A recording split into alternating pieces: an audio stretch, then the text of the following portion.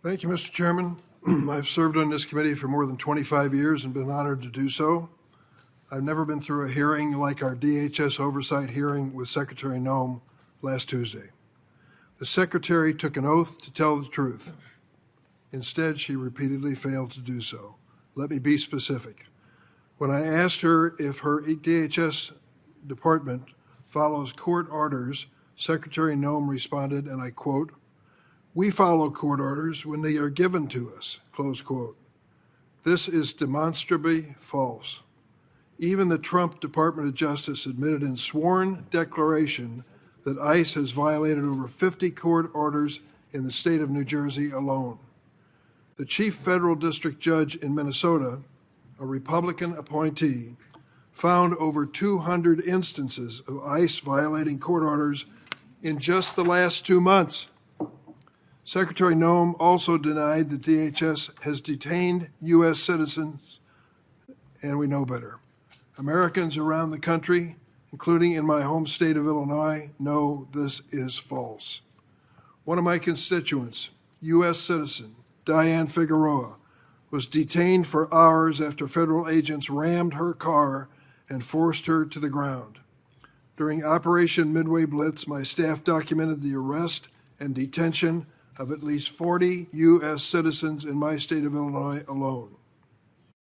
Secretary Noem also lied about the role of her de facto chief of staff, Corey Lewandowski. When asked directly whether Mr. Lewandowski has any role in approving DHS contracts, she denied it with an unequivocal no. DHS records show Mr. Lewandowski personally approved a multi-million-dollar contract last year, and he routinely signs off on large awards before they reach the Secretary's desk. Mr. Chairman, the Secretary's testimony was not just evasive or troubling. She repeatedly made false statements under oath. This should concern every member of the committee, Republican and Democrat alike. This committee has an obligation to hold the Secretary accountable. I look forward to discussing with you and the other members of the committee what our recourse is. And let me say on a more personal note, several of the questions that were repeatedly asked of her really got to the heart of who she is. Question of common decency. To call victims in Minnesota who died and a victim in Illinois who barely survived 5 shots from the ICE agents, refused to say, "I'm sorry, I said the wrong thing." She claimed that they were domestic terrorists. There was no evidence of that, none. Imagine those families just having lost a daughter or a son, mourning their loss, and to have a member of the president's cabinet announce on public television across the nation that their deceased child was a domestic terrorist. I know that the phrase, "I'm sorry, I shouldn't have done a better job," is just unacceptable in this administration. But most common decency and most parents understand that is just what we expect to teach our children.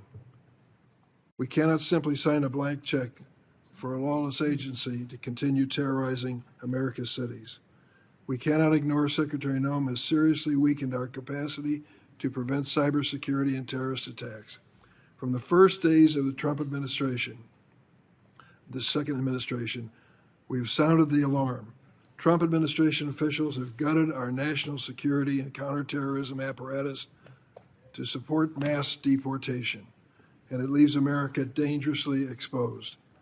Let me give an example. Homeland Security Investigations and the FBI had a dedicated team of agents dedicated to investigating Iran's efforts to evade international sanctions, sell oil on the black market, and fund their military and outside allies. Those investigations are now stalled as the agents are too busy with immigration enforcement. Last spring, the FBI was forced to recall dozens of agents who specialized in counterterrorism, counterintelligence, and cybersecurity from immigration duty because of possible Iranian retaliation after the strike against their nuclear sites. Last week, FBI Director Patel attempted to distract from his Olympic trip by firing at least a dozen personnel who worked on counterintelligence measures. We're in the midst of the sixth day of a war, and the counterintelligence agents in these agencies have been fired for political reasons. They also were part of a specialized unit to investigate foreign adversaries, including Iran. As a result of the president's misguided priorities and the incompetent leadership of individuals like Secretary Noem and Director Patel, America is left safe in an increasingly dangerous world.